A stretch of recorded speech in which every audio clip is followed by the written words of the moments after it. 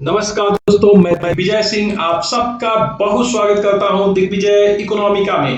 कैसे हैं आप लोग और कैसे चल रही है आपकी जीत की तैयारी। कोरोना धीरे धीरे कम होना शुरू हो गया है और हम लोग खुली आसमान में धीरे धीरे सांस लेना शुरू कर दिए हैं और अब समय है कि जब अपनी क्षमताओं को पूरा यूटिलाइज किया जाए, एक बार फिर पूरे ऊर्जा के साथ और सकारात्मक विचारों के साथ लगा जाए। तो दोस्तों आइए शुरू करते हैं मिसलेनियस इकोनॉमी के कुछ क्वेश्चन।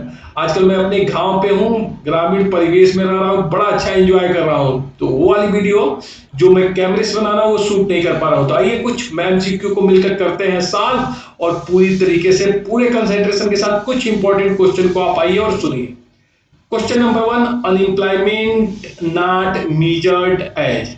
देखिए यहां पे क्वेश्चन किया जा रहा है कि भारत में, यहां पे शब्द आप जोड़ भी सकते हो इन इंडिया, कि भारत में जो अनएम्प्लॉयमेंट का जो मेजरमेंट है वो किस तरीके से नहीं है। अनएम्प्लॉयमेंट नॉट मेजर्ड एज, किस तरीके से अनएम्प्लॉयमेंट का माप नहीं होता है। डेली स्टेटस पे, मंथली स्टेटस पे, वीकली स्टेटस पे और एनुअल स्टेटस पे। दोस्तों अनएम्प्लॉयमेंट में मैं आपको बता चुका हूं कि जो मीजरिंग है हमारे वहां, जो मेजर किया जाता है भगवती कमेटी के रिकमेंडेशन पे, उसमें बेसिकली 3 तरीके से मेजरमेंट होते हैं।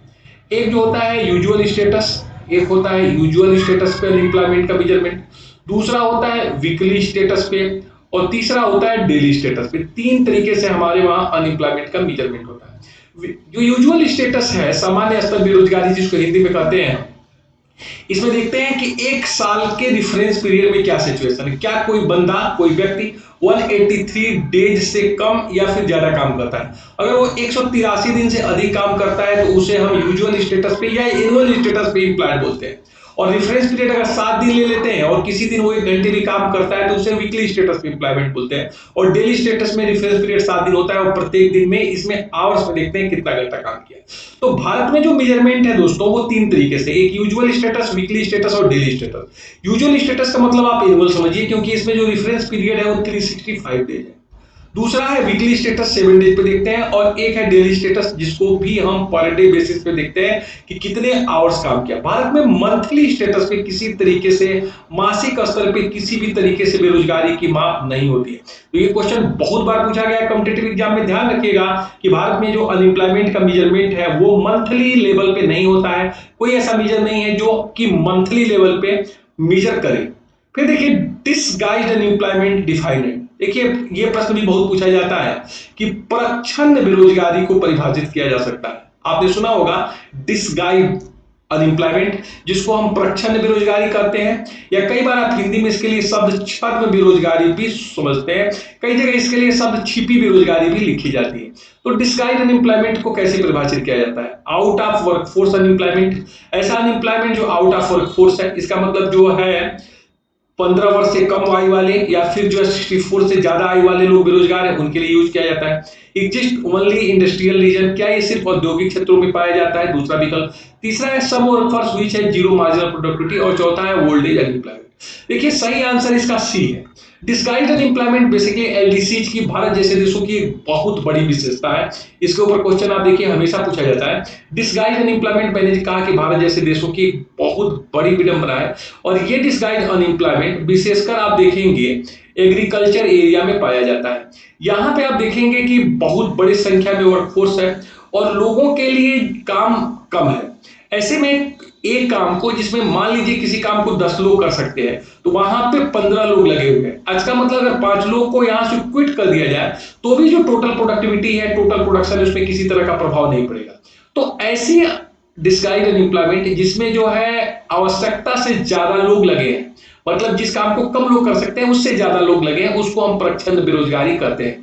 दोस्तों यहां पे मैं आपको क्लियर कट बता दूं कि प्रच्छन्न बेरोजगारी के लिए जो सबसे टेक्निकल डिफिनीशन है कि ऐसा श्रम शक्ति मौजूद हो जिनकी मार्जिनल प्रोडक्टिविटी जीरो हो या फिर बहुत कम हो। मार्जिनल प्रोडक्टिविटी का मतलब है कुछ लेबर फोर्स ऐसे हैं जो टोटल प्रोडक्शन में किसी तरह का कंट्रीब्यूशन नहीं कर रहे हैं।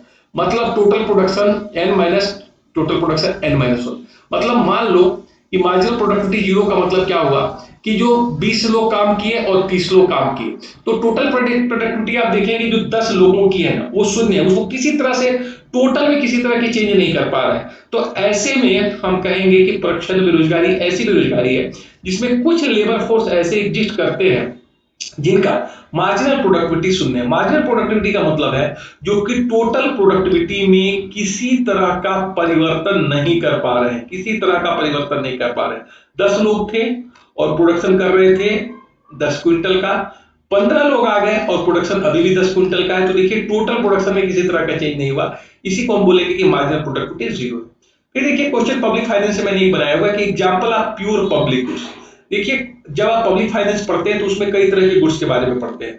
पब्लिक गुड्स के बारे में पढ़ते हैं, प्राइवेट गुड्स के बारे में आप पढ़ते हो, मिक्स गुड्स के बारे में आप पढ़ते हो और मेरिट गुड्स के बारे में पढ़ते हो। इन गुड्स के बारे में पढ़ते हो, इसके ऊपर क्वेश्चन भी बहुत पूछा जाता है। लेकिन यहाँ पे हम पूछ रहे हैं कि प्योर पब्लिक गुड्स क्या होता है, शुद्ध सार्वजनिक वस्तु क्या है। देखिए पब्लिक गुड्स वो होता है जिसमें लॉ ऑफ एक्सक्लूजन लागू ना हो, किसी भी चीज का जब ज्वाइंट कंजम्पशन हो, सब लोग मिलजुल के आनंद ले, तो इसको हम कहते हैं, टेक्निकली मैं इसको बता भी चुका हूं, पब्लिक गुड्स। पब्लिक गुड्स में सब लोग मिल, जैसे मान लीजिए कि नेशनल हाईवे है या फिर एक्सप्रेस वे है या गवर्नमेंट का कोई इस तरह का चीज है बनाया हुआ जिसमें सभी लोग एक साथ कंज्यूम करते हैं। और लॉ ऑफ एक्सक्लूजन का मतलब है कि जो पेमेंट नहीं किया उसको आप बाहर नहीं कर सकते। देखिए जो प्योर पब्लिक गुड्स है उसका example health, education, defence, all of this. देखिए कई बार गवर्नमेंट भी हेल्थ के रूप में आती है और सभी बच्चों को शिक्षा देती है, फ्री एजुकेशन की भी बात, सॉरी हेल्थ में भी गवर्नमेंट जो है प्राइमरी हेल्थ सेंटर के माध्यम से या कई तरह के जो है आयुष्मान योजना के माध्यम से कई तरह की योजनाओं से लोगों के लिए हेल्थ लेके आती है, एजुकेशन भी देती है फ्री ऑफ कॉस्ट, आप जानते हैं, और डिफेंस भी।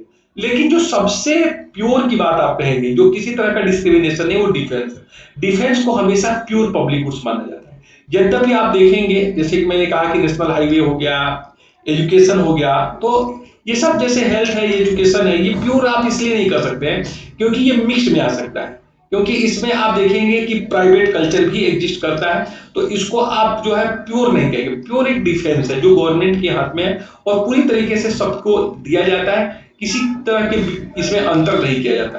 फिर देखिए एक क्वेश्चन मैंने ब्रेटन वुड ट्विंस के ऊपर पूछा है। यहाँ पे आपको मैं बताऊंगा कि ब्रिटेन वुड कॉन्फ्रेंस 1944 में हुआ था और इसमें 44 कंट्रीज के जो मेंबर थे वो इसमें आए हुए थे और चाहते थे वो लोग कि जो first and second world war में प्रॉब्लम्स क्रिएट हुई है उसको सॉर्ट आउट किया जाए। और ये जो ब्रिटेन वुड है यूएसए के न्यू हैम्पशायर में दोस्तों, और ये 1944 में हुआ था और इसमें कई तरह की जो प्रॉब्लम एग्जिस्ट हुई थी फर्स्ट वार सेकेंड और फर्स्ट के बीच में, उसको ये चाहते थे समस्याओं को निपटाएं, जैसे एक्सचेंज रेट को एक्सेबल बनाना चाहते थे, इस तरह की बैंकिंग सेटल करना चाहते थे, रेस्ट ऑफ द बैंक जो रेस्ट ऑफ द वर्ल्ड के बैलेंस ऑफ पेमेंट सेटलमेंट को प्रॉब्लम को स्टार्ट आउट कर दे, या फिर जो है इस तरह के इंस्टीट्यूशन बनाना चाहते थे जो कि इंफ्रास्ट्रक्चर के लिए काम करे और रिकंस्ट्रक्शन एंड डेवलपमेंट के लिए काम करे। तो कई तरह के इसमें काम किया था ब्रिटेन वुड एग्रीमेंट में, साथ ही साथ इसने एक्सचेंज रेट के ऊपर भी बहुत अच्छा काम किया था। उसमें दो बड़े संस्थान एक साथ बने थे, इसलिए यहाँ पे ब्रिटेन वुड ट्विंस कहा जाता है। देखिए IMF and IDA, IMF and MIGA, IMF and IBID और आईबीआईडी एंड वर्ल्ड बैंक। देखिए दोस्तों जब 1944 में जो ब्रिटेन वुड कॉन्फ्रेंस हुआ था जैसे कि मैंने बताया, तो दो बड़े संस्था बनी थी। बेसिकली बात तो हो रही थी तीन संस्था बनाने के लिए, लेकिन ब्रिटेन वुड कॉन्फ्रेंस जो 1944 में हुआ है इसमें बेसिकली तीन तरह के संस्थान बनाने की बात हो रही थी। एक आईबीआईडी बनाने की बात हो रही थी, आईबीआईडी, दूसरा जो है आईएमएफ बनाने की बात हो रही थी और तीसरा जो है आईटीओ बनाने की बात हो रही थी। देखिए एक था international bank for reconstruction and development, IBID, जिसे कई बार आप वर्ल्ड बैंक कहते हैं, लेकिन वर्ल्ड बैंक और आईबीआईडी में बेसिक फर्क है जिसे मैं जल्दी क्लास में आपको बताऊंगा दोनों फर्क क्या है। आईएमएफ इंटरनेशनल मॉनेटरी फंड है और ये रेस्ट ऑफ द वर्ल्ड के बैलेंस ऑफ पेमेंट को की समस्या को सॉर्ट आउट करने के लिए शॉर्ट रन फंडिंग करता है। जो आईबीआईडी है जिससे वर्ल्ड बैंक भी कई बार लोग कह देते हैं, बाकी दोनों में टेक्निकली फर्क है, ये जो है लॉन्ग रन लोन प्रोवाइड करता है जिससे कि आप रिकंस्ट्रक्शन एंड डेवलपमेंट कर सके अपनी इकोनॉमी में। आईटीओ जो ट्रेड में प्रॉब्लम चल रही थी first and second world war में, उसको सॉल्व करने के लिए बनाया जा रहा था। देखिए अमेरिका के विरोध के चलते आईटीओ नहीं बना, तो आईबीआईडी और आईएमएफ यही बन पाए। तो इसीलिए आईबीआईडी और आईएमएफ को हम कहते हैं दोस्तों ब्रिटेन वुड ट्विंस। ध्यान रखिएगा ये प्रश्न कई बार पूछा गया है।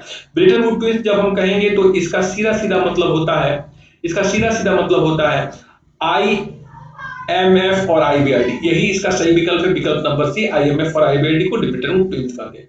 तो दोस्तों अपनी क्षमताओं पे पूरा विश्वास रखिए। कोविड की सिचुएशन धीरे धीरे सॉल्व हो रही है, फिर भी आप बिल्कुल लापरवाही मत करिए, लेकिन पढ़ने में तो बिल्कुल लापरवाही मत करिए।